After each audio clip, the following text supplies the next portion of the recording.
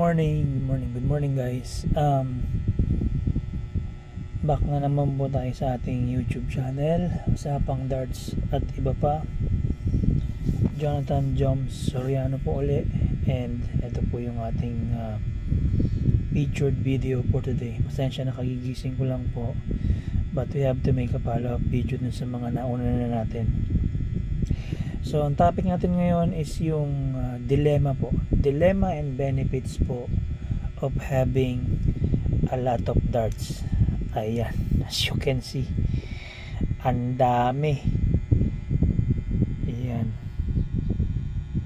isa-isahin po natin yan sa ating video ngayon, pero wag po kayong makalimot mag-like and mag-subscribe sa ating YouTube channel para kapag umabot tayo ng 1k subs or 1k subscribers, raraffle po tayo ng brand new tungsten darts. Okay, so yun pa rin po yung ating challenge. Hindi pa nga tayo maabot sa 100, pero anyway, tiwala lang. So yun, isa po sa mga benefits or sa dilemma rin minsan ng taong medyo maraming collection ng darts. Ito na nga po ang ating magiging topic ngayon. Oops, teka lang, nagalaw yung stand ko. Ano ba yung mga benefits ng maraming darts? So, say for example, kung marami kang collection ng darts, diba, ngongolekta ka, sabihin mo nagba-buy and sell ka, nag-iipon ka, diba? Ang benefits, unang benefits niyan is marami kang pwedeng gamitin sa paglalaro, diba? Especially kung pare-parehas yung timbang niya. Set-upan mo lang siya, pag nagamay mo na yung timbang, yung bigat, at least at ease ka na gumamit. Say for example, ito Eric Bristow 24 grams, di ba? Sinetapan mo siya ng 40 mm na point. Yung nakalabas is 38 mm. So, di ba? Pangsingitan 'yan sa triple, pangsingitan. Sinalpakan mo ng short shafts tsaka ng kite flights. Ayos na. Di ba? So 24, kapag nagamay mo kasi yung timbang ng ganyan, ako naniniwala kapag nagamay mo na yung timbang, kahit anong klaseng darts pa yan, kung parehas lang ng timbang na hinahagis mo, na nagamay mo, it will be the same throw. Not unless yung hinahagis mo bato. Pero kung 24 grams yan, kahit anong klaseng darts pa yan, pare-parehas yan, basta nagamay mo na yung, nakuha mo na yung hagis, so yung pukol mo sa specific grams na yun, ayun na yun. So ang benefits niya, kung marami kang 24 grams, pagdating ng competition, marami kang pwedeng gamitin. Say for example, Peter Wright, di ba? Marami siyang darts variation, marami siyang nagagamit, di ba? Hindi niya mahagis na maayos yung unang ginamit niyang set, so meron pa siyang option to use yung iba pa, as long as parehas yung gramo o yung timbang. Gaya nito, 24 grams din siya, Chameleon, Zircon, di ba? Magkaiba yung grips nila. Kasi ito ring type tong kay Eric Bristow. Itong Chameleon Zircon, hindi mo alam, parang yung Robus ang style niya, pero may grip din yan. May grip din yan. So, iba rin yung style niyan. Masukan mo na itong isang to. 24 grams din. Winmau Blackout, 24 din. Kaya lang ang nakasalpak is yung 36 mm lang na point. So ang expose niya is yung 34 mm lang lahat. 2 mm yung nakabaon. Ayan, super grip siya from top to bottom, di ba? Yan. Pero 24 pa rin yan, same dun sa dalawang nauna. So ganoon pa rin ang hagis mo niyan. Ito, pakita natin tong isang to. Ito, iba naman yung style ng darts. Medyo may pagka-smooth yung barrel, pero 24 grams pa rin siya. 38 mm yung point, pero naka-expose 26 lang. Pero meron siyang curve sa gitna. Pencil type siya, pero may curve sa gitna. Sa gitna lang yung yung ring niya. Medyo madulas dito kasi smooth, tsaka dito sa dulo. Pero andito ang grip niya. So kung nasa middle lang gripping mo, ganyan ka humagis, pwede na. Pero kung kagaya ka ng hagis ko na ganito, ito naman yung kinakapitan mo dyan eh. Ito yung medyo madulas na ano, kapag nagre-release ka. So yun ang dilemma mo, yun ang kumbaga yun ang parang iniisip mo, di ba? Ito naman Winma Wildcats. Parehas lang ng grip. Yung Wildcats kasi parang magkakapatid dyan, magpipinsan. Overdrive, Wildcats, at saka saan na yung isa? Ito yung kulay pula. Overdrive, Wildcat. Ito yung Overdrive, yung kulay pula. Wala na kasi. Overdrive, Blackout, tsaka Wildcats. So ayan, magkakapatid dyan. Lahat super grip, lahat ring type. Ayan, magkakapatid din yung mga yan kasi 24 yan. So pare-parehas ng bigat. Ito parehas ng haba tong Overdrive tsaka yung Blackout. Mas mahaba ng konti at mas slim itong Wildcats. Pero pare-parehas 24 grams yan guys. Kaya lang, dahil nga mahaba yung barrel nito at mas slim siya ng konti, ang setup ko sa kanya yung short shops. Nevertheless, 24 grams pa rin yan. Okay, ito. James Wade. 24 grams. Di ba? Unicorn. Yan. Ganun pa rin yan. Saan pa yung mga 24 natin? Ito. Sion Darts Baguio Viper. Super grip. Napakagandang darts. 24 grams. Pencil type. Diba? As long as pare-parehas yung gramo, yung timbang ng darts mo, okay lang yan. Laban lang yan. Ito. Sinong hindi nakakakilala? Ay, shoot. Dali lang. Sinong hindi nakakakilala kay MBG? Ayan MBG. 24 grams Aspire. Teka lang, nasira. Ano ba to? Ba't nagloko yung ano? Dang it. Teka lang. Nagloko yung ano, yung ring. Ba't ganun? Ay, ito yung natamaan nung nakaraang araw. Sumingiti yung point sa may ano, sa may ring. Sorry guys. Miningipin ko lang, pasensya na.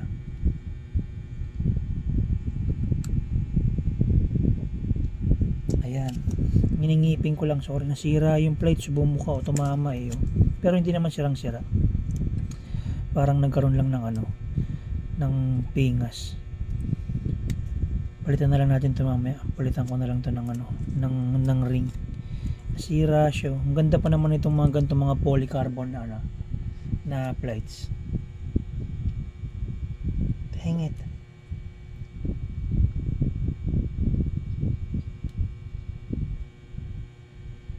Yan, okay na.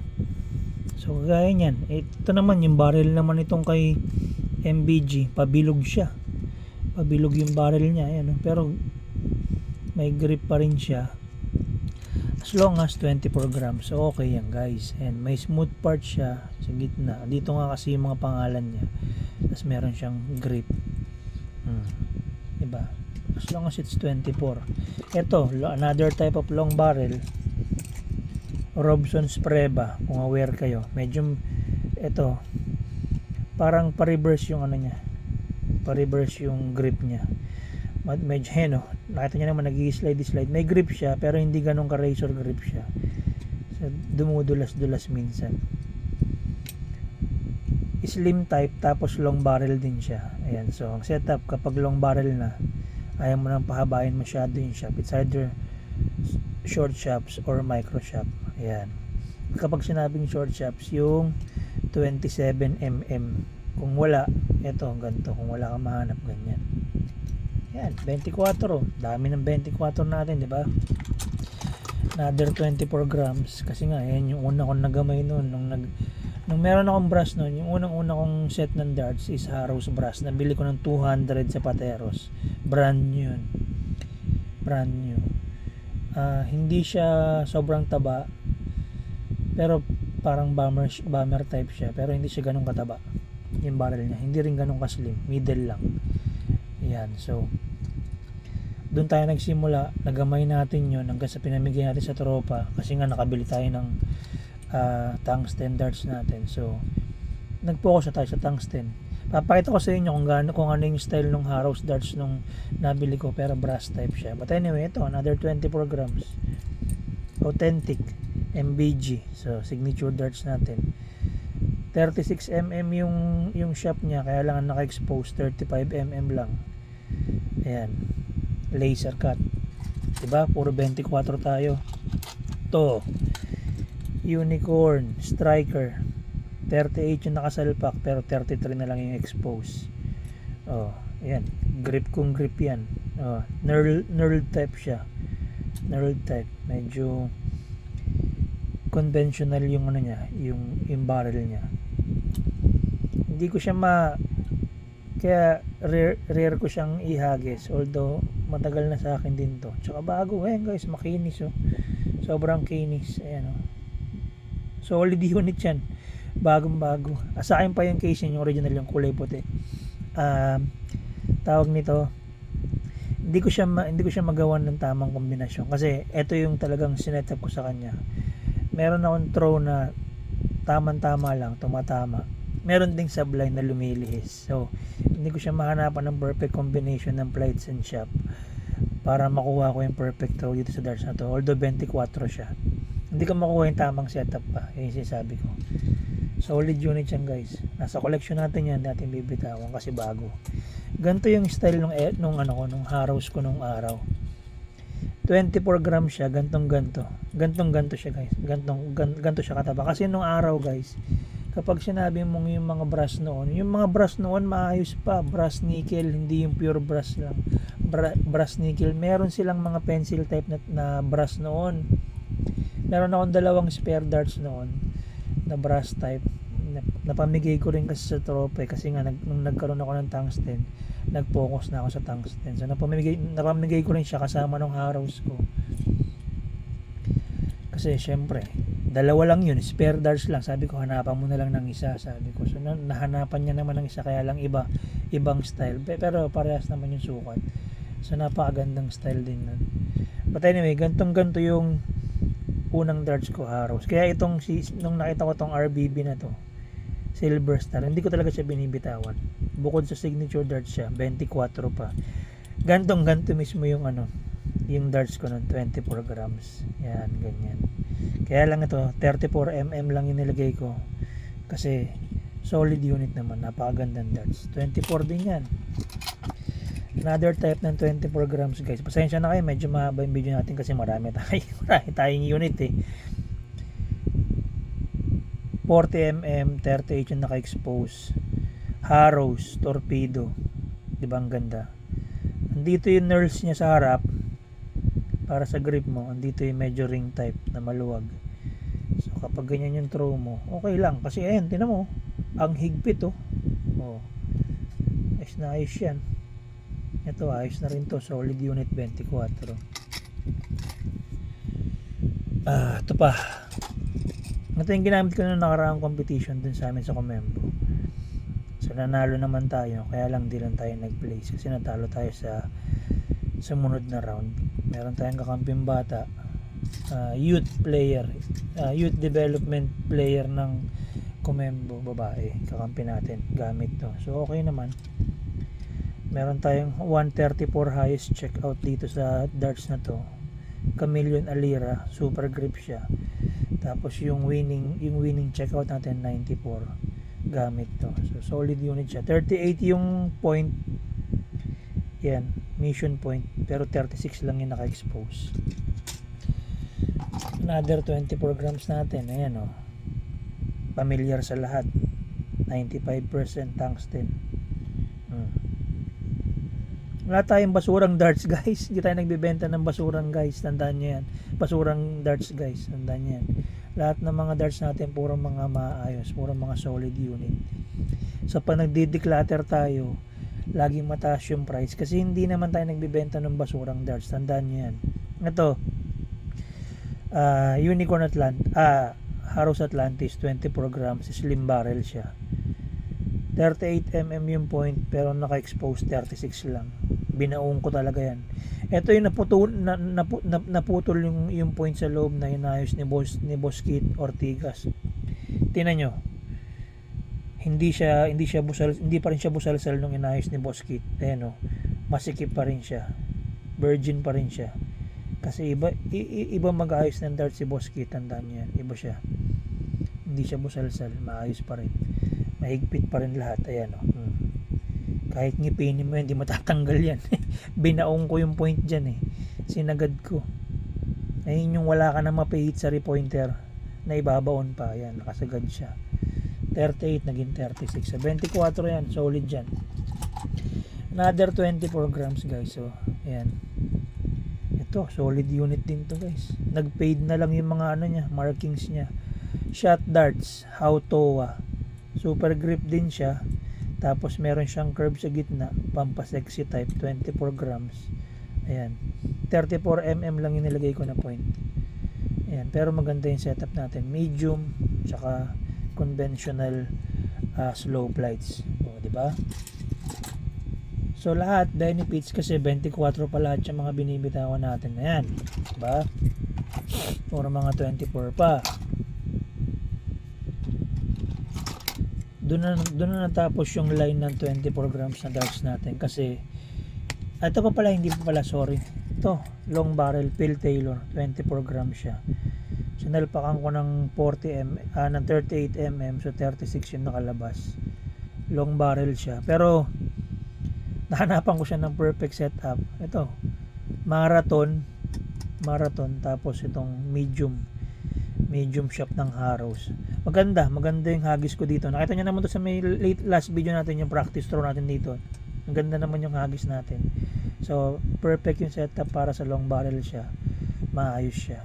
Kasi hindi naman porket long barrel laging ganito na lang ang setup mo. Laging ganyan na lang, laging micro. Minsan hindi rin nagana. Gagana siya pero hindi ko alam kung maganda yung hagis mo. Maganda yung throw mo. But ito, on this one, maayos siya. Wala kayong makikita guys sa akin na gumagamit ako ng long shot. Hanggang medium lang tayo guys. Hanggang medium lang.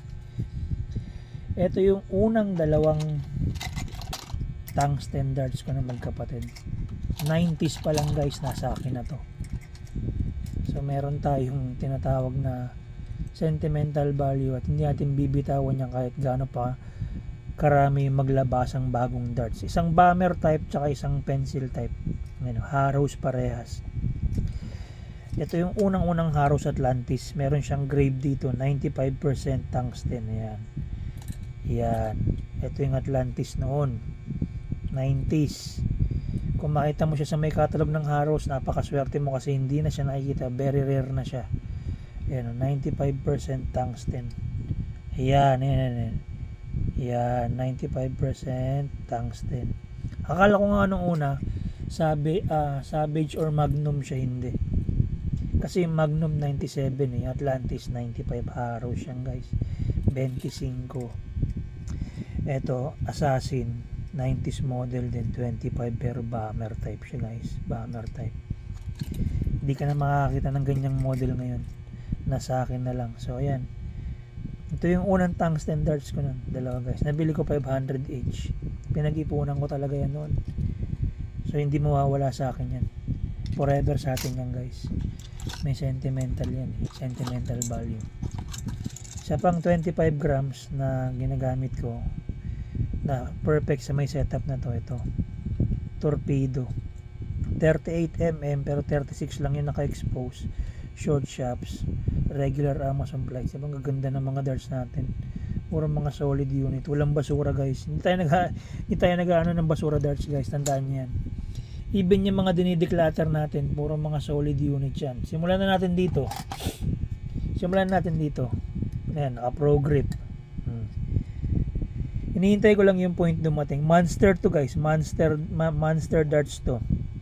17 grams tong barrel niya. Meron akong 2 grams na ada gram. So right now, ayan. Yan pa lang. Ito pa lang, wala pa yung point. 20 grams na siya, 20.5. Pag sinalpak natin yung point dyan, yung conversion, 1 gram din yun. So abot ng 21. Solid, di ba? Ayan oh. Oh. Makita ng ganyan ka. Wala tayong inaawat na basura guys, tandaan yan. Wala tayong inaawat na basura. Tandaan nyo yan. So pag nakita nyo tong mga video natin na to, yun lang guys. Palike and subscribe na lang. Hindi tayo nagdi-declutter ng basura na darts. Even to. Ito ang tagal na sa akin ito, hindi ko ma-out. Kasi hindi nila maano eh. Ayaw nilang kuhanin dun sa may 1617 natin. I even replace it ng diamond point. Ayan o, naka diamond point 36mm. Slim barrel siya. Sexy yung gitna, tapos super grip. 180 Jetstream Nighthawk. 2,000 to sa market. Ayan. Naot natin ng 1.7 kasama yung brass darts. Ito, hindi natin bibitawan to ng mababang presyo. Harrow's Graphite. Nilagyan ko ng 40mm na point, pero 38 lang yung nakalabas. Ayan o, bagong bago. 22 grams siya guys. Ayan, naka-retina na rin siya na Harrows. Ayan. Tawag ko nga ito Bumblebee. Bumblebee ang tawag ko sa kanya. Kung i-out ko to 2,000 pix. Hindi siya bababa. Dumugo na yung ilong nyo tsaka puwet nyo, hindi ko siya bababa. Akin na lang kung di bibilin, di ba? Ganun lang yun, walang problema. 22 grams. Tapos yung huli natin, kapag galing UK, yung isa nito na kay Boss Daryl Basueta, magkapatid, parehas na parehas. Harrows parehas. Dalawa yung dumating sa akin eh. So, na kay Boss Daryl Basueta yung isa nito, yung kapatid nito. Identical twins, kasi parehas na parehas. Kaya lang yung kay Boss Daryl, stock point yun nasa kanya yung 32mm. Ako nirepoint ko to ng 40, ang naka-expose 38. Ginamit ko rin to ng competition kasama nung alira kanina. Nasa 23 grams na siya. Kapag na-full setup 24, so solid unit siya. So yan, ayun yung ating mga darts. Ang dilema lang kapag marami kang darts tapos iba-iba yung timbang. So paano mo magagamay yun? Yun ang problema, di ba? So yun. Pero ang benefits niyan kapag kinapos ka na walang ka ng kailangan mo ng cash. Ayan, may pour out ka kasi may collection ka. Diba? 25 22s 24s, diba? Hindi kasama yung charger ng laptop ko. So, diba? Ayan. Ayan yung ating video guys ngayon. So again, yung challenge natin, palike and subscribe po nung ating YouTube channel. Pag umabot tayo ng 1,000 subs, raffle tayo ng isang tungsten darts. Meron tayong YouTube live na tinatawag. Makikita nyo yun doon. Okay, sa Facebook live din pwede naman. Merong isang app sa cellphone na yung kung tawagin nyo yung roulette, pwede natin ilagay yung mga pangalan nyo doon, tapos i-spin natin siya. So, ayun. Yung ating number ng mga subs para kapag umabot tayo ng 1,000 subs, yan. Palag tayo, raffle tayo, giveaway tayo. Hanggang sa dumaming subscriber. Anyway, YouTube channel natin itong mga darters. Hindi lang tayo magagaling.